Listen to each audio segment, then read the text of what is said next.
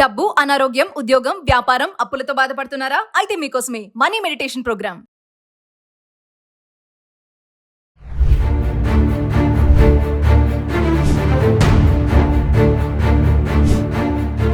నమస్తే, welcome back to Suman TV. ప్రస్తుతం మనతో పాటు ఉన్నారు అనలిస్ట్ మందరి కృష్ణారెడ్డి గారు.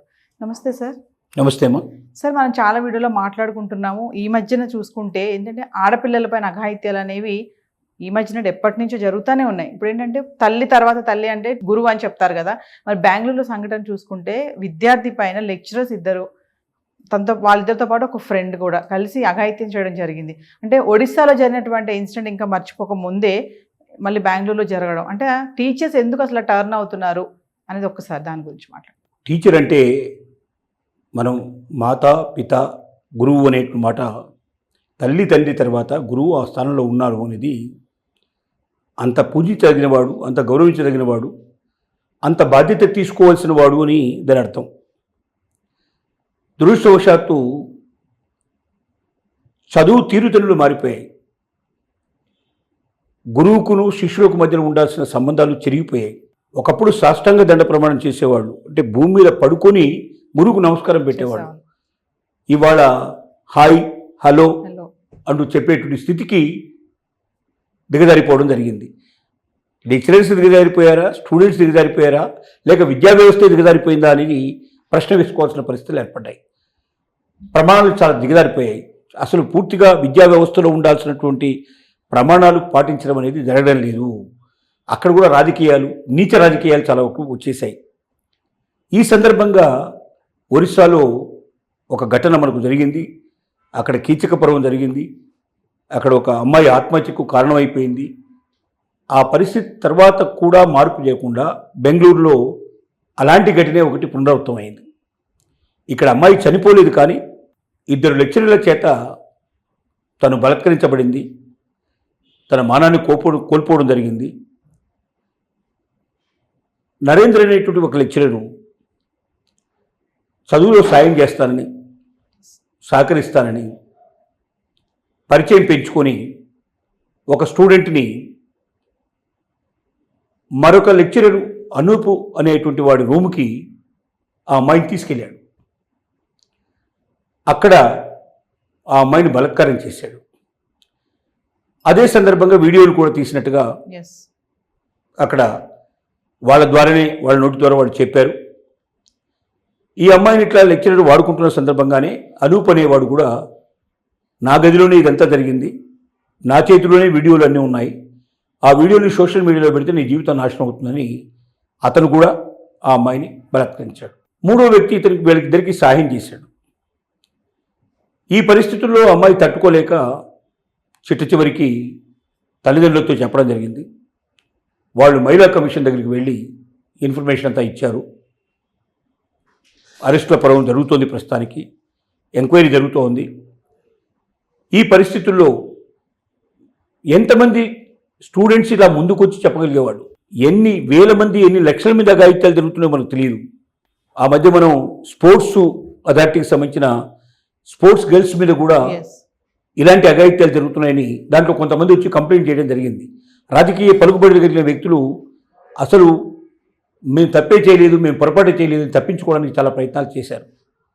అంటే ప్రతి చోట ఎక్కడైతే స్త్రీని అనుభవించడానికి అవకాశం ఉందో, అఘాయిత్యం చేయడానికి అవకాశం ఉందో వదిలిపెట్టకుండా ప్రతి చోట కూడా ఈ అవకాశాన్ని ఉపయోగించుకునేందుకు కామాంధులు ప్రయత్నం చేస్తున్నారు.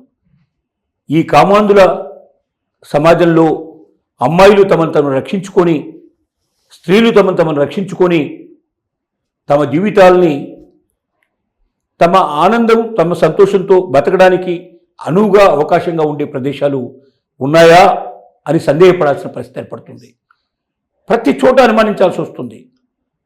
అంటే గురువునే ఇక అనుమానించాల్సిన పరిస్థితి ఏర్పడిన తర్వాత చదువుకోవడానికి అర్థమే ఉంది. చదువు కోసం బయటికి వెళ్ళాలంటే ఖచ్చితంగా ఎక్కడో దగ్గర గురువు యొక్క, మనకి లేడీస్ లెక్చరర్స్ దొరకడం చాలా కష్టం.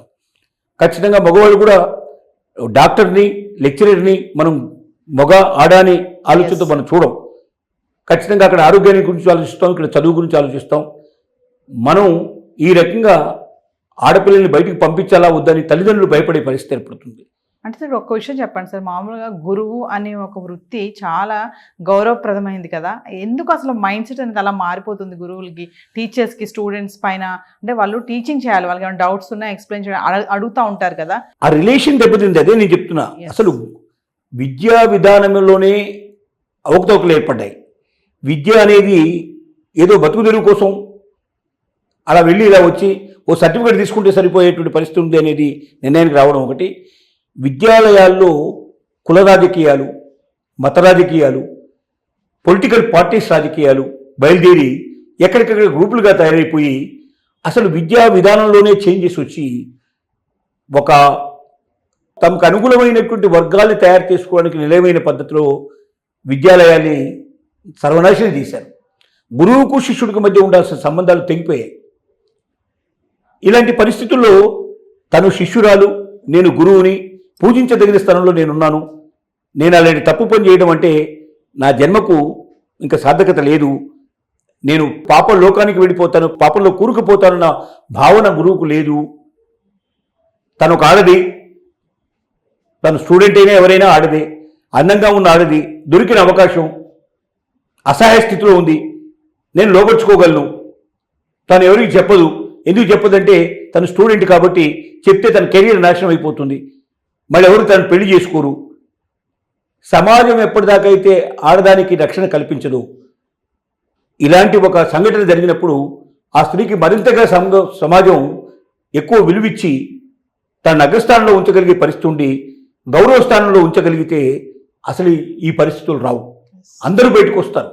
లక్షల కోట్ల ఇలాంటివి జరిగినటువంటి సంఘటనలు బయటకు వచ్చే అవకాశాలు ఉన్నాయి. 95% ఆఫ్ ది ఇన్సిడెంట్స్ బయటికి రావడం లేదు. కారణం ఏమిటంటే ఆ అమ్మాయి బయటకు వచ్చి చెప్తే తనకు సమాజంలో విలువ లేకుండా పోతుంది, పెళ్లి కాకుండా పోతుంది, కొలటానే ఒక ముద్ర వేసే అవకాశం ఉంది.